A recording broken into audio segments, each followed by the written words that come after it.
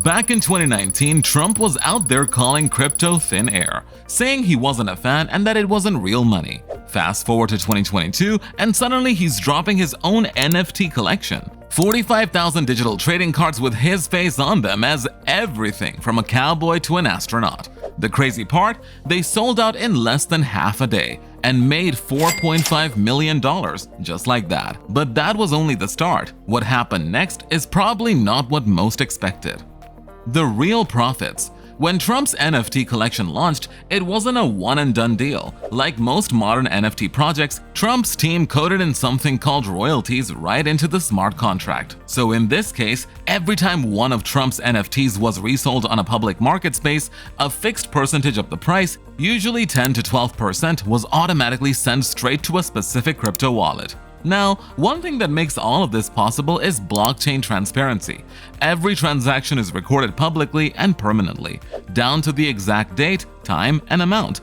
By the middle of 2023, blockchain analysis showed the project's main wallet had received millions of Ethereum just from these royalties. At one point, it held around $2.8 million in ETH and wrapped ETH, which is just a version of Ethereum used for certain types of trades on decentralized platforms.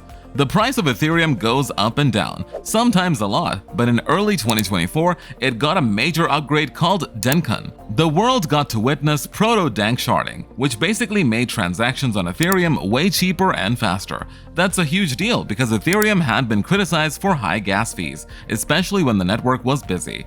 After the Denkan upgrade, fees dropped on Layer 2 networks like Arbitrum and Optimism, which meant more developers and users started building again. Around the same time, financial giants like BlackRock started moving closer to launching Ethereum-based exchange-traded funds, ETFs, in the US. An ETF makes it easier for everyday people to invest in Ethereum through their brokerage accounts, without needing a crypto wallet. This news sent a strong signal that Ethereum was becoming mainstream finance, which pumped up investor confidence. And finally, Ethereum benefited from Bitcoin rally. After the approval of Bitcoin spot ETFs in January 2024, money flooded into the crypto market, and ETH, being the second largest cryptocurrency, rode the wave. By summer 2024, what started as $2.8 million turned into over $5 million. If you're wondering why this flew under the radar for so long, the answer is simple. Mainstream media and most financial analysis were focused on every other aspect of Trump's life: politics, court cases, campaign drama. The NFT space, meanwhile, was still moving fast. How Trump paved the way.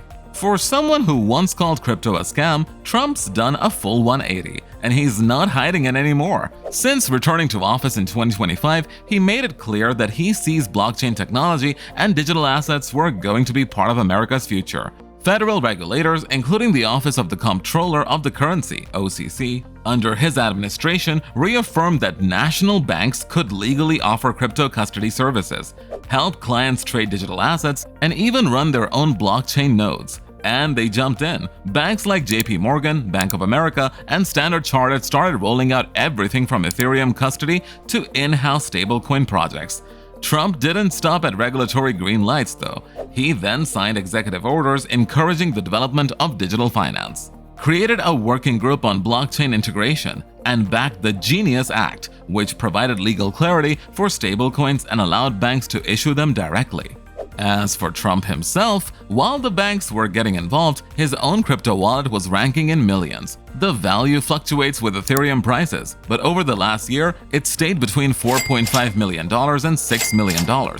Every time someone buys or sells one of his NFTs, part of that transaction goes straight to the wallet linked to his project. He's never confirmed that he owns it, but the smart contracts are hardwired to send royalties there, and the flow of funds has stayed consistent. The connection is pretty hard to deny, and in crypto, the blockchain keeps receipts.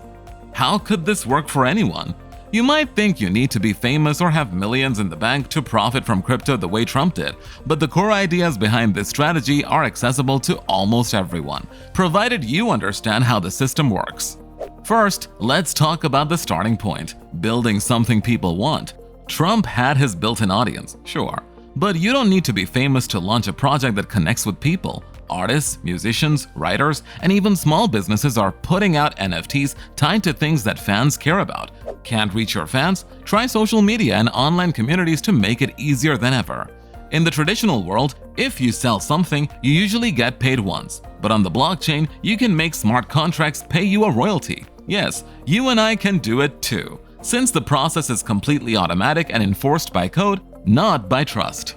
But here's the big piece that's often overlooked. Holding your crypto earnings instead of immediately turning them into cash, the value of Ethereum or any other crypto can swing a lot, sometimes shooting up in value if you're patient. It's important, though, to keep your expectations realistic. Not every project will sell out instantly or explode in value.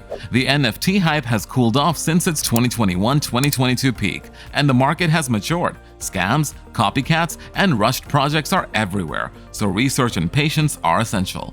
Even when you do everything right, the value of your holdings depend on broader market trends, community interest, and sometimes just luck. Why elites quietly stack crypto? Let's pause for a second. Have you ever noticed how mega wealthy people and politicians rarely brag about their crypto gains in public?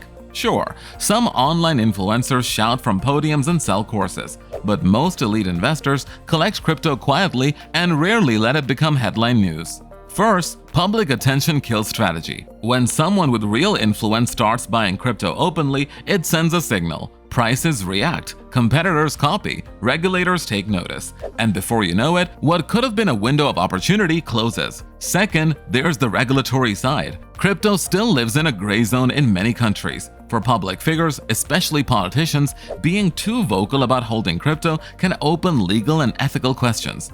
Are they front-running policy changes? Are they exposed to conflicts of interest? By keeping quiet, they avoid headlines and heat.